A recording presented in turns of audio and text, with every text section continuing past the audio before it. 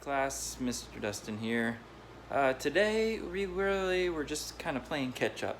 Like we've been having some illnesses and people missing class because of that. So we're just trying to catch up with the first 3 weeks of this quarter. This is the 4th week. Behind me you can see some shapes.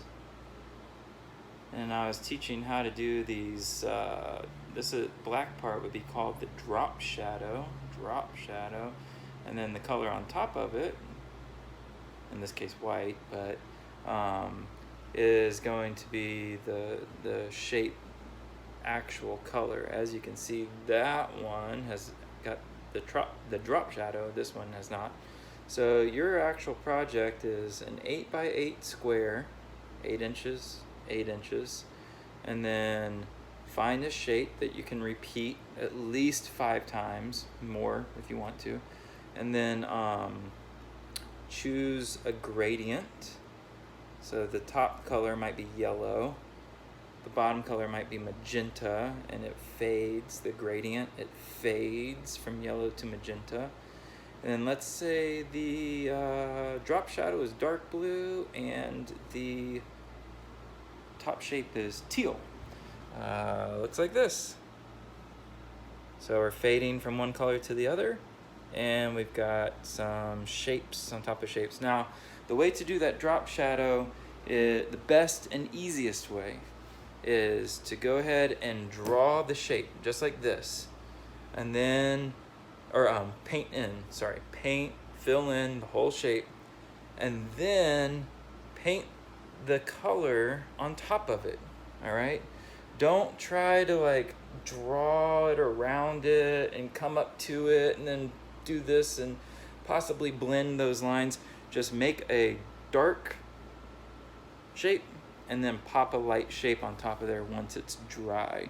May take a couple coats, definitely takes some brush control and some, practice, something that's very familiar in art, practicing, but you're just making a repeating pattern that has a gradient, a shape with a drop shadow. I went over in class today, this is basically going to be a structure. If I send any videos out, we're not really doing many tutorials for the main class, but I've already showed you so far the shapes here. Let's find one. So one of your projects was to do a 3D shape with a dark table color and a lighter background color, and then have them complementary. And then we had the patterns. There's one I'm forgetting though. Oh yes, the abstract silhouettes. I don't think anybody has left theirs here. I'll have to get an example of that. But I did put that up in ThinkWave. So those are the 3 projects that we've had so far. The next one that you're going to be working on is a 11x14 painting of an animal, a portrait of an animal. So you got to think, what makes a portrait, and what makes an animal an animal?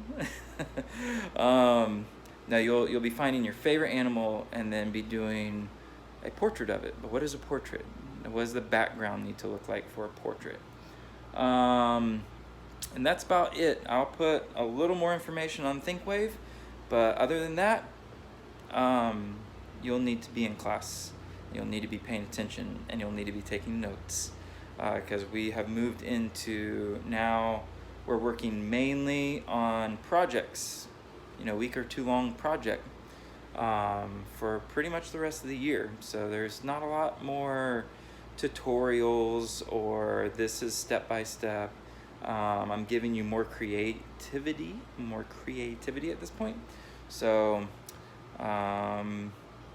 yeah, finish up those 3 projects and you can get started sketching out, ready to paint an 11x14 portrait of your favorite animal. All right, see you guys next week.